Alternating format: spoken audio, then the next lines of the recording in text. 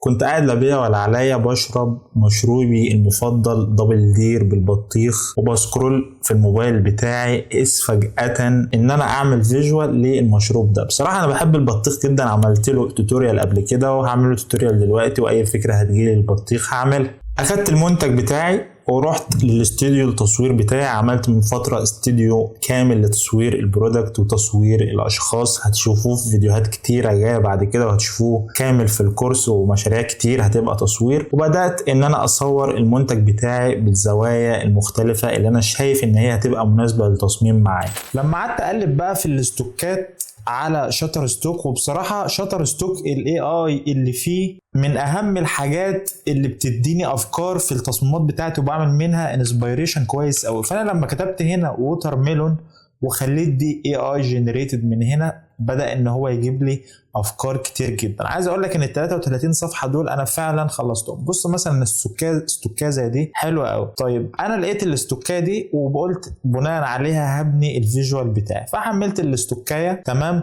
وبعدين لما قمت صورت المنتج، تعال نشوف كده الصور اللي انا صورتها بالاضاءات المختلفه. انت بقى بتقعد تلعب. بص مثلا الزاويه دي، طبعا دي بقى حاجات بعد كده ان شاء الله هتبقى فين في الكورس، زي ما قلنا ان احنا كل الفيجوالز اللي هنعملها هنصور وهدخلك معايا في مود التصوير. اقول لك صورنا دي كده ازاي، وهفتح لك لايف اقول لك طب شوف لما اقفل مصدر الاضاءه ده الريم لايت اللي هنا مثلا هيروح ازاي. فان شاء الله هيبقى الموضوع ده قوي جدا. الزوايا هنا مثلا شايف انا حاطط مصدر اضاءه ورا اهو، وفي مصدر اضاءه كمان هنا، دي متصوره بمصدر اضاءه واحد. الاستوكايه اللي انا هستخدمها الاستوكايه دي انا حاطط مصدر الاضاءه من ورا عشان يبقى نفس في اضاءة التصميم. فانت لما تبقى رافع الحاجة هتلاقي النور الابيض اللي هو جاي لك من تحت ده تمام. طبعا بقى كل حاجة بيعمل لها ريتاتش، بس مش هنركز في الفيديو ده على موضوع الريتاتشنج قوي. المهم انا هفتح مساحة التصميم عندي تمام، وهاخد الاستوكاية دي اسحبها عندي احطها هنا، وهاخد صورة البحر دي هحطها هتبقى هي الباك جراوند بتاعتي، فهنزلها كده تحت واكبرها شوية وانزلها بالشكل ده. لو خدت بالك ان مصدر الاضاءة في التصميم هنا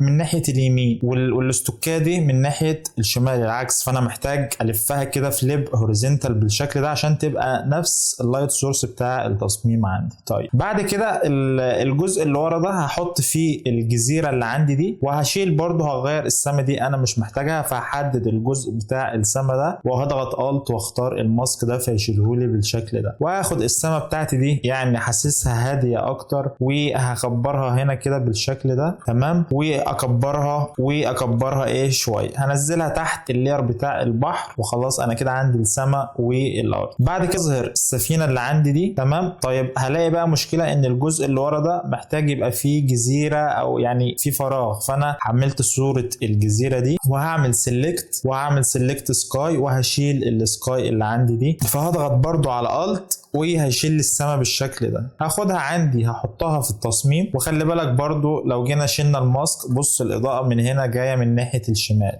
فدي برضو محتاجة ان هي تتعكس معايا بالشكل ده وانزلها تحت كده تمام. هخلي خط افق الجزيرة نفس خط افق التصميم يعني بالشكل ده، وهصغرها شوية عشان تديني ديبث في الخلفية ورا. كلمة ديبث دي نطقها صعبة قوي. المهم هعمل الماسك وهبدأ ان انا ايه امسح كده. طيب انا عايز اقلب السيان ده الازرق، فانا هختار من هنا الهيو والساتوريشن وهجيب السيان، هعمل ماسك وابدا ان انا ايه اسحبه كده ناحيه الازرق فيقلب معاك بالازرق الجميل ده. لما تيجي بقى تمسح الماسك بعد كده هتلاقيه ايه ظابط معاك. فانا همسح صغر الفرشه خالص وابدا ان انا ايه اعمل له فيدت كده مع الاستوكايه بتاعه البحر بتاعتي بالشكل ده. الجزء الاخير ده هقلل اوباستي وفلو شويه عشان ابلند اكتر بشكل يعني ما تبقاش باينه بالشكل ده. حلو قوي. طيب جميل. هحط المركب وهصغر المركب بالشكل ده. طيب الجزء اللي قدام ده عايز احط فيه حاجه، جات لي فكره حلوه قوي. بدات ان انا اجيب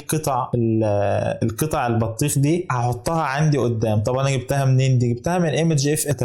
كتبت له ان انا محتاج ووتر ميلون سلايز، قطع من البطيخ فلوتنج بتعوم على الميه. والله يعني دي كمان احسن، يعني انا شايف ان دي افضل. احمل دي وبعدين هاخدها احطها عندي قدام هنا بالشكل ده. بص شايف بقى انعكاس البطيخ ده هنعمله ازاي في السفينه دي؟ هنعمله بالسفينه دي ان انا هدبليكيت ده وهعمل اسحبها اقلبها كده انزلها تحت دي، تمام. وهاجي اختار فلتر ديستورت وهختار ديسبليس، هخلي الخيار ده تايل وهقعد اجرب في دول لحد 5 والتحت 20 مثلا، هتقعد تجرب كل قيمه.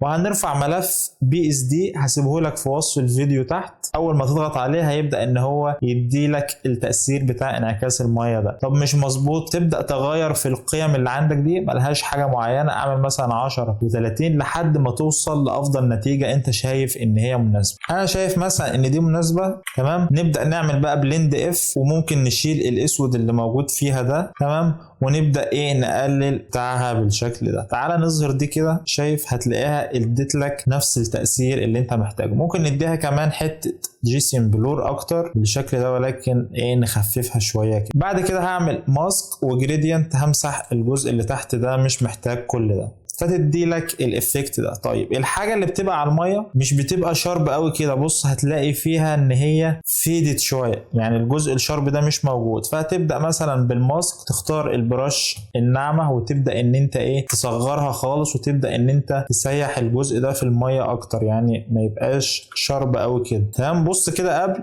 كده الدنيا واقعيه اكتر. هاخد البطيخه دي انزلها تحت بس شويه كده، تمام، وارفع خط الافق بالجزيره اللي فوق ده شويه لفوق، عشان اخلي المنظور اكنه جاي من فوق شويه، ما يبقاش فرونت قوي، عشان لما اجي احط قطع البطيخ دي تبقى مدموجه بشكل كويس. طيب دي هنعمل فيها ايه؟ دي اول حاجه هنختار الهيو وهنختار السيان، ونبدا نخليه ازرق كده قريب من درجه الميه. وبعدين هدمج الاثنين دول سمارت اوبجكت، وهبدا ان انا احدد اللي عندي دي لوحدها وافصلها عن الخلفيه، بس هسيب الانعكاس بتاعها هحتاجه كل جزء لوحده. يعني هتحدد الحته دي وتضغط كنترول انتر، وناخد دي كوبي كده في حته لوحدها، تمام. وبعدين ناخد الجزء اللي تاني ده لوحده، وبعدين نسلكت على الجزء اللي هناك ده لوحده، تمام. وتبدا ان انت برضو زي ما قلت لك تاخد الانعكاس بتاعه معاه بالشكل ده. طيب كده انا خدت عندي الثلاث اجزاء زي ما احنا قلنا وفصلتهم لوحده. الجزء اللي بعد كده وهو بقى ان انت هتاخد الشادو، مش الشادو، الانعكاس اللي تحت ده تفصله خالص عن اللاير الاصليه. يعني زي ما انا كده هتبدا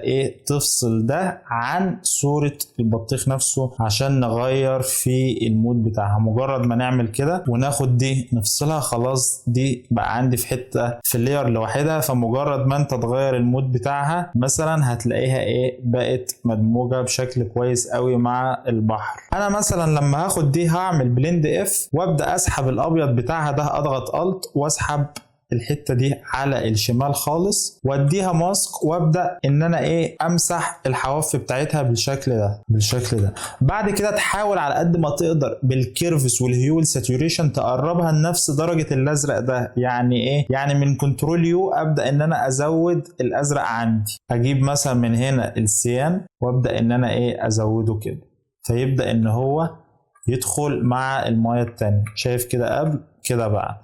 كذلك برضو الليارين التانيين دول هتبدأ ان انت تحدد الانعكاس بتاعهم او الريفليكشنز بتاعهم وتفصلها في لير لوحدها بلند اف مع صورة البحر زي ما هنشوف دلوقتي. انا دلوقتي فصلت ده، حلو. هضغط كنترول انتر احول الباث بتاع السلكشن، وبعدين هعمل دي كات في لير لوحدها انزلها تحت دي، اجيب بلند اف واضغط الت اسحب دي ناحيه الشمال خالص، تمام. بعد كده هنعمل ماسك، نبدا ان احنا نصغر الماسك ونسحب الحاجات دي كده نسيحها مع صوره او الاستوكايه بتاع البحر اللي عندي. بعد كده نبدا نخلي الالوان دمجه مع بعض، تختار من هنا السيان ونبدا ان احنا نزود السيان، ممكن نغير في الهيو دي بحيث ان هو يبقى ازرق اكتر بالشكل ده. شايف كده النتيجه جميل. طيب بقى عندي اخر واحد. بعد ما خلصت كل دول عندي هزود بس الريفليكشن بتاع المين ستوك اللي عندي كده بالشكل ده. بعد كده بقى محتاج احط صوره المنتج عندي هنا، تمام. فهختار وليكن مثلا الصوره دي. بعد ما حددت عندي المنتج هبدأ ان انا اخده اسحبه احطه عندي هنا، تمام. هحطه مثلا في المكان المناسب بالشكل ده. طيب في بقى مشاكل عندي في صورة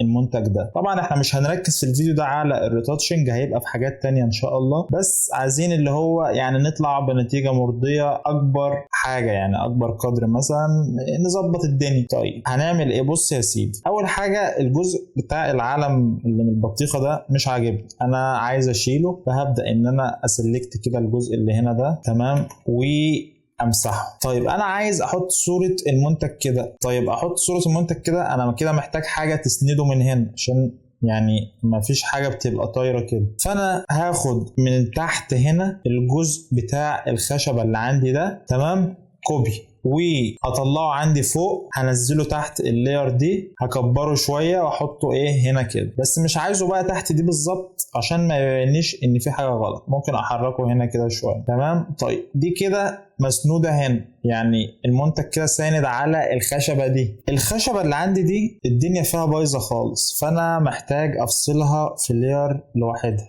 الجزء اللي هنا ده محتاج اعمل له سيلكشن كده واخده افصله ايه في لاير لوحده، فاضغط كنترول انتر، هكمل بس الحته دي واعمل كات، تمام. طيب دي بقى محتاجه تبقى عدله، يعني عشان اعرف احط الازازه عليها محتاج ان هي تبقى عدله. عشان تيجي تعدلها من الوارب مش هتظبط معاك خالص، لان مش هتظبط معاك من الوارب. فالحل ايه؟ الحل ان احنا مثلا نفتح حاجه زي دي وابدا اخد منها بس السيف بتاعها والجزء اللي تحت، يعني اخد هنا، تمام، اخد بس كده الجزء اللي عندي ده، وابدا ان انا ايه اصغره واحطه عندي هنا كده، واسحبه كده اسحبه كده، تمام كده، ايه ظبطت شويه. فلما تيجي تحط عندك صورة المنتج هتلاقي ان الدنيا بقت مريحة للعين اكتر، بص عن الاول، يعني هي كده فعلا احسن من الاول. طيب انا هاخد صورة المنتج ايه بقى اللي هستخدمها؟ خليني مثلا اختار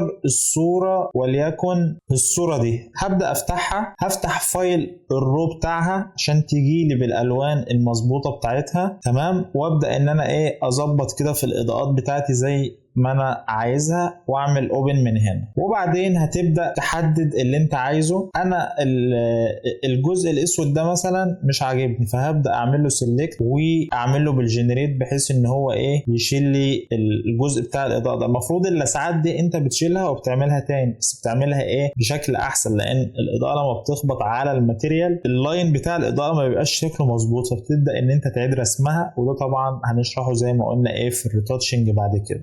خلينا نشوف النتائج اللي جابها لي، وما جابليش احسن حاجه، بس دي يعني افضلهم، الدنيا هاديه فيها شويه. فهدمج دول وهبدا بالبن، ابدا ان انا ايه اسلكت عندي الجزء بتاع الازازه ده. بعد كده هاخدها كوبي احطها عندي هنا وانزلها تحت شويه بالشكل ده، تمام. طيب عايزين بقى نديها شويه افكتات كده. بص اول حاجه الجزء بتاع الازاز ده عشان كان متصور على ورقه بيضه، فهو اخد عندي الماتيريال البيضه، بس انا محتاج ان هو يبقى شفاف اكتر من كده. فانا مثلا هحدد الجزء ده وهفصله في لير لوحده، تمام، ومن البلند اف هبدا ان انا اشيل منها الاسود ده بالشكل ده، واخفف بس يعني الاوباستي عندي شويه مش مظبوطه، شكلها مش واقعي، فممكن اخفف بس الاوباستي حاجه بسيطه خالص بالشكل ده. طيب شايف الريفليكشن ده؟ عايزين بقى ايه نديها شويه ريتاتش كده، فممكن اختار البين تول شيب ابيض على الجزء ده، تمام، وهعمل له ريسترايز، واختار فلتر بلور جيسم بلور، واخلي دي اوفرلاي، فيديك اللسعه دي تزودها زي بقى ما انت عايز في القيمه بتاعتها. هي ايه يعني مدياك جزء ريفليكشن شويه، ممكن ناخدها نسحبها نحطها هنا، نزود الاوباستي بتاعها. بص اول ما بتحطها في حته اصلا بتلاقيها ايه زودت الاضاءه عندك في المكان ده، شايف كده قبل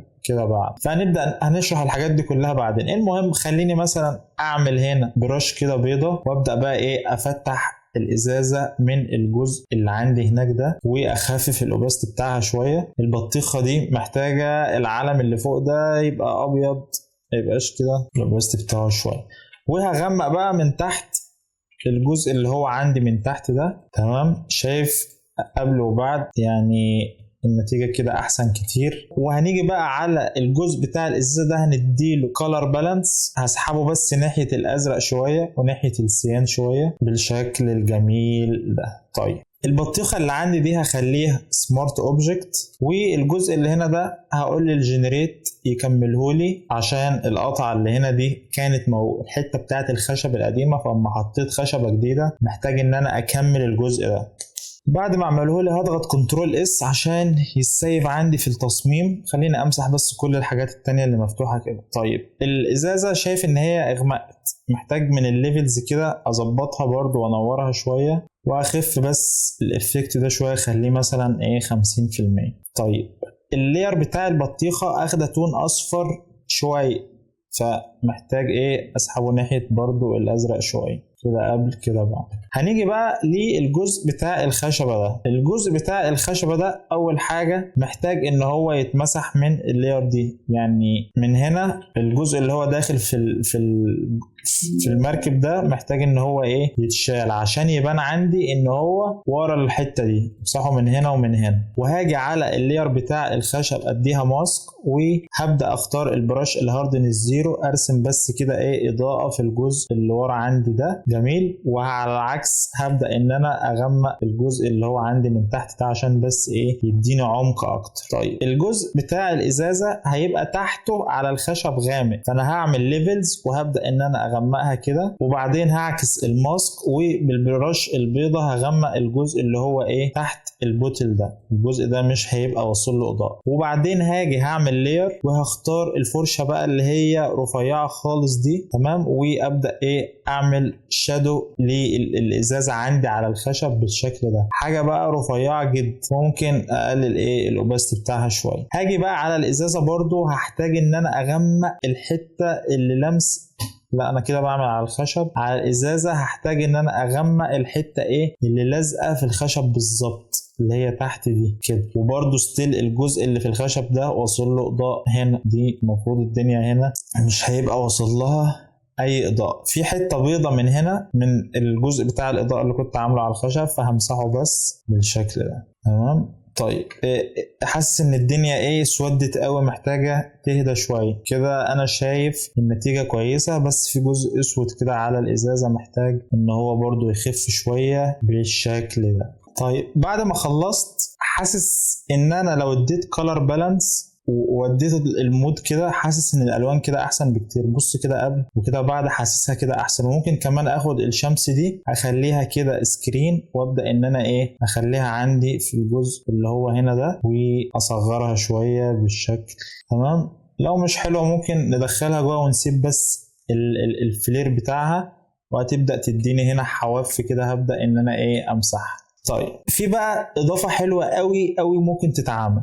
ممكن انا عايز اعمل حبل ماسك دي ملفوف عليها كده لفه مثلا، هعمله ازاي؟ قعدت ادور كده ممكن اعملها ازاي، لقيت ان انا ممكن اخدها من الاستوكايه بتاع الراجل بتاع الجيم ده. فلما جيت فتحتها تمام، وهبدا احدد الجزء ده، هاخد الحبل ده اللي هو التاني ده مش اللي فوق، تمام، وهاخده هفصله في لير لوحده. حلو.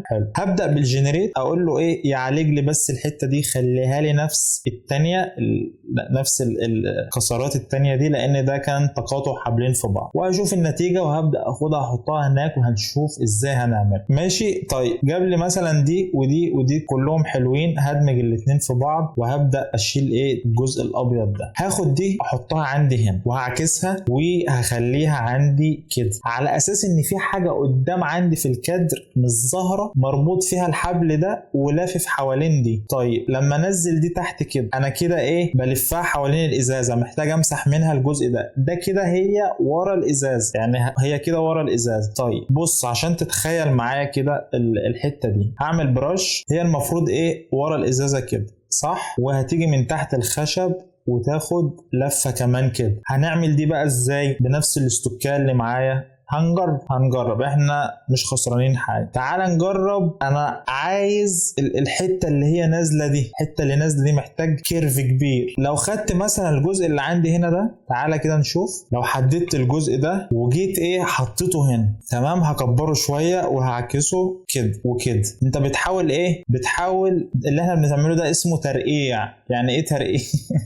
يعني ايه ترقيع؟ يعني بنجيب حته من حته وحته من حته ونحاول نوصل لحته. ما علينا، المهم هناخد دي ننزلها تحت كل حاجه. انا عايزها اللي هو لفه من ورا، من تحت المركب كمان ومن تحت الخشب. انزل، ايوه كده، هوب وصلنا تمام. طيب اصغرها بس شويه، وعايزها بقى تطلع تكمل معايا. هاخد ده تاني هنا اصغره شويه. انا بقى دلوقتي عايز ادخل ده في ده، الحم الاتنين دول كده مع بعض. والله العظيم انا فعلا مش عارف هتتعمل ازاي، انا بجرب معاكم. لو جينا مسحنا الحته دي تمام، انا وهقلل بس الساتوريشن بتاع ده عشان شكلها معصبني، واخدت ده عملت له ايه، بابت وارب. تعال نجرب، ممكن تظبط البابت وارب. وهقف عند اعمل كذا نقطه عندي، واخد النقطه الاخيره دي احركها بالشكل، مش هتظبط. طيب لو خدنا ده لفيناه كده كده ممكن تظبط معايا. خليني اخد دول اخليهم هنا، وهكبر بس دي شوية، وهبدأ اختار البرش الناعمة، اسيح ده هنا كده، واخدهم الاتنين دول اسحبهم ناحية هنا. طب هقول لك على حاجة اسهل من دي. خليني اخدها لفة واحدة احسن، عشان كمان ما يبقاش عندي تفاصيل كتير قوي في الموضوع ده. يعني بعد ما حددت ده احدد فين ده. هاخد ده من هنا كده وامسحه من الجزء بتاع الازاز كده، وهمسحه كمان من الحته اللي فوق دي، اللي هو ايه، لفه عليها لفه واحده.